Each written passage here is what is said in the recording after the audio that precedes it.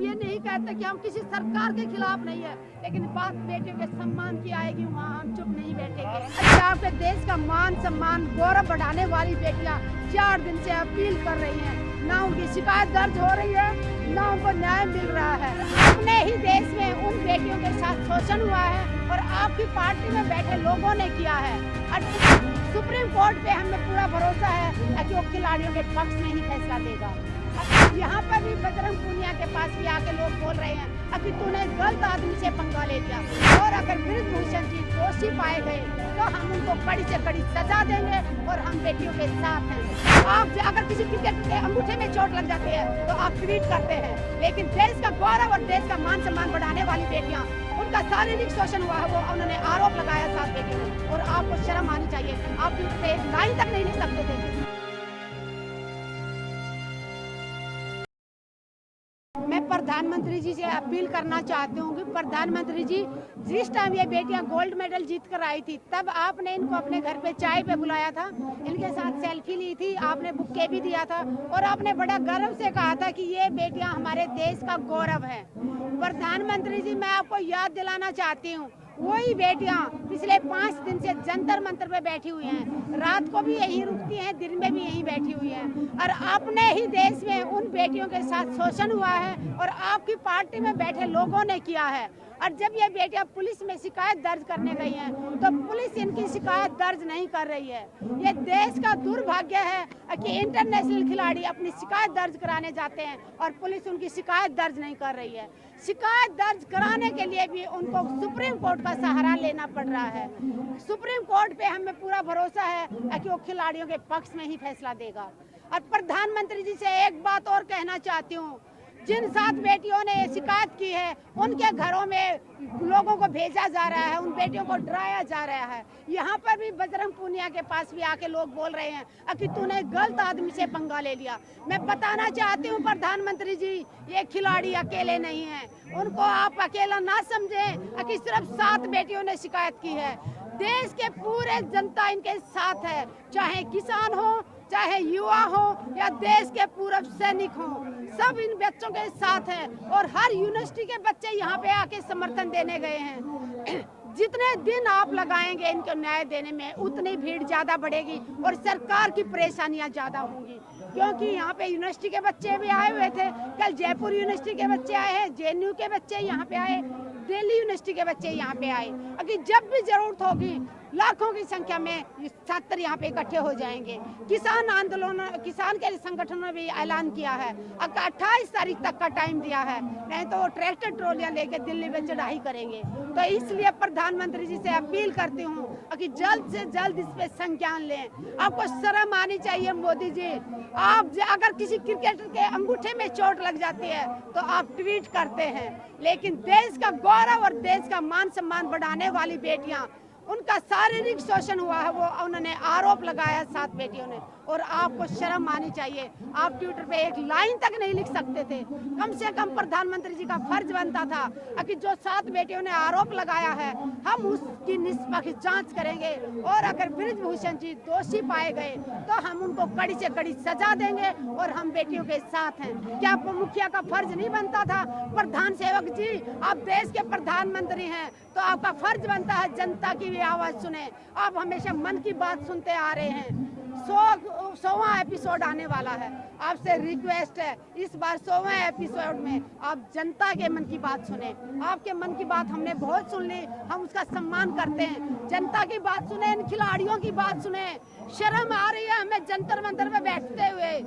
जो दूसरे देशों में ये बात जा रही होगी कि जो दूसरे भारत की खिलाड़ी यहाँ हरा के उनके खिलाड़ियों को और तिरंगा फहरा के गई थी, आज उन्हीं के देश में उन्हीं की सरकार के नेता उनका शारीरिक शोषण कर रहे हैं और उनकी पुलिस उनकी शिकायत तक दर्ज नहीं कर रही है। आप भावुक हो रही हैं, क्या आपकी अपील इतनी भावुकता से आप बोल रही हैं उन देश की बेटियों के लिए, क्या प्रधानमंत्री तक वो भावुक अपील पहुंच नहीं रही है या उन पर असर नहीं पड़ रहा है? आपके आंसू छलक रहे हैं। मैं रिक्वेस्ट करती हूँ कि कोई भी इस वीडियो को सुन रहा है तो प्रधानमंत्री जी तक ये आवाज पहुंचाए, क्योंकि कुछ लोग कह रहे हैं कि प्रधानमंत्री जी को तो पता ही नहीं है। तो मैं आप सबसे अपील करती हूँ कि कोई भी ये मैसेज पहुंचाएं कि आपके देश का मान सम्मान गौरव बढ़ाने वाली बेटी बेटियां 4 दिन से अपील कर रही हैं, ना उनकी शिकायत दर्ज हो रही है, ना उनको न्याय मिल रहा है। और जो जिनके ऊपर आरोप लगाया है वो अपने पद पे जैसे के तैसे डटे हुए हैं। तो प्रधानमंत्री जी से अपील करती हूँ, और बीजेपी सरकार में जितनी भी माताएं बहनें हैं, जो सांसद हैं, एमएलए हैं, उन सभी से अपील करती हूँ कि पार्टी से ऊंचा उठ के, एक नारी होते हुए आप महिलाएं हैं, ये जो 7 बेटियों ने आरोप लगाया है, ये कोई छोटा आरोप नहीं है, ये मातृशक्ति के सम्मान की लड़ाई है। आप सब ने इसमें साथ देना चाहिए। और खास करके स्मृति ईरानी जी से अपील करती हूँ, स्मृति ईरानी जी, आपके घर में भी बेटी है, आप भी एक बेटी की माँ हैं, तो कम से कम इन बेटियों का दर्द समझें और इन बेटियों के लिए एक लाइन ट्विटर पे लिखें कि आप इन बेटियों के साथ हैं और इसकी निष्पक्ष जांच कराएंगे। स्मृति ईरानी जी की बेटी को लेकर जब सवाल खड़े हुए थे तो उन्होंने बेटियों की अस्मिता को लेकर सवाल किया था और घेरने की कोशिश की थी।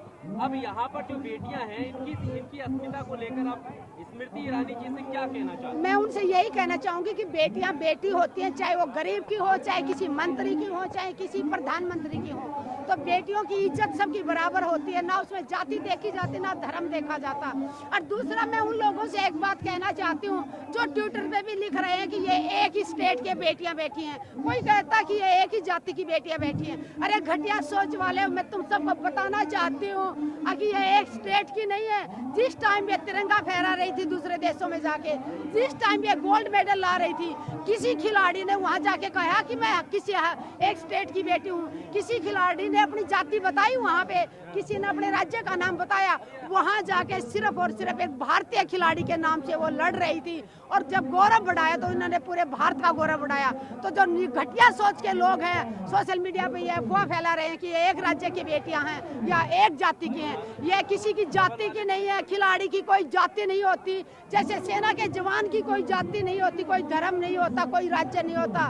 देश का सैनिक पूरे देश के लिए लड़ता है, देश के लिए शहीद हो जाता है। उसी तरह देश का खिलाड़ी भी किसी राज्य का, किसी जाति धर्म का नहीं है, वो पूरे देश का खिलाड़ी होता है। इसलिए देश की जनता से अपील है, आप सब आवाज उठाएं।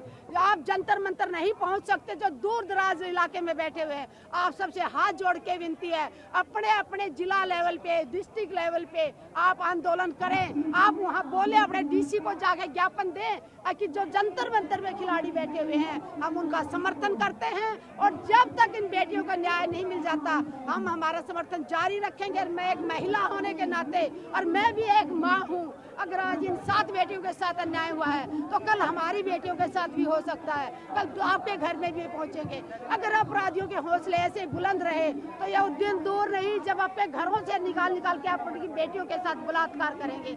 इसलिए सबको जागना होगा, क्योंकि महिलाएं सबके घर में है, किसी के घर में माँ के रूप में है, तो किसी के बहन के रूप में, किसी के पत्नी के रूप में, और किसी के बेटी के रूप में है। तो मातृशक्ति के सम्मान में पूरे देश को आना होगा, एक साथ आना होगा। मैडम, ये भी आरोप लगा रहे हैं जो समर्थक है ब्रिजभूषण सिंह के कि भाई ये लोग प्रैक्टिस वगैरह में लापरवाही कर रहे थे, और जब वो टोका टाकी कर रहे थे, इस वजह से ये लोग उनके खिलाफ आरोप लगा के साजिश कर रहे हैं, उनको फंसा रहे हैं। अगर ये आरोप झूठा है तो मैं ये कहूंगी कि इसी निष्पक्ष जांच हो। अगर हमारे खिलाड़ी झूठ बोल रहे हैं तो जितने भी खिलाड़ी झूठ बोल रहे हैं सबको सजा हो। हम सरकार के साथ हैं, कम से कम जांच तो हो। ऐसे ही फैसला कैसे कर लिया कि ये झूठ बोल रहे हैं?